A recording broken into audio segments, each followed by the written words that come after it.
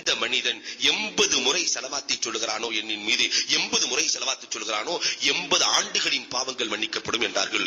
80 ஆண்டுகளின் பாவங்களை பெருமானார் மன்னிக்கப்படும் என்றார்கள். அடுத்தும் பெருமானார் சொல்கிறார்கள், யார் ஜுமாவுடைய தினத்திலே 100 முறை, எவ்வளவு நேரம் ஆக போகிறது, 100 முறை யார் ஸலவாத்தை சொல்கிறாரோ, பெருமானார் சொன்னார்கள் 100 ஆண்டுகள் பாவங்கள் மன்னிக்கப்படும் என்று சொன்ன நாயகம் அவர்களுக்கு அல்லாஹ் ஒரு பிரகாசத்தை கொடுப்பான். அந்த பிரகாசத்தை லவ் கஸம பைனல் ஹலாயிகி குல்லியும், முழு உலகத்திற்கும் முழு படைப்பினங்களுக்கும் அந்த பிரகாசத்தை பிரித்து கொடுத்தால் லவஸஅத்துஹும், அத்தனை பேர்களையும் அது சுருட்டிக் கொள்ளும். அந்த அளவிற்கு பிரகாசத்தை 100 முறை ஜுமாவுடைய நாள் ஸலவாத்தை சொன்னால் அல்லாஹ் கொடுக்கிறான். பெருமானார் ஸல்லல்லாஹு அலைஹி வஸல்லம் சொல்கிறார்கள். அடுத்தும் பெருமானார் பேசுகிறார்கள், யார் 1000 முறை ஜுமாவுடைய தினத்திலே என்னின் மீது ஸலவாத்தை சொல்கிறாரோ அவர் மௌத்தாவதில்லை, அவருடைய சொர்க்கத்தின் இடத்தை பார்க்காமல் மௌத்தாவதில்லை.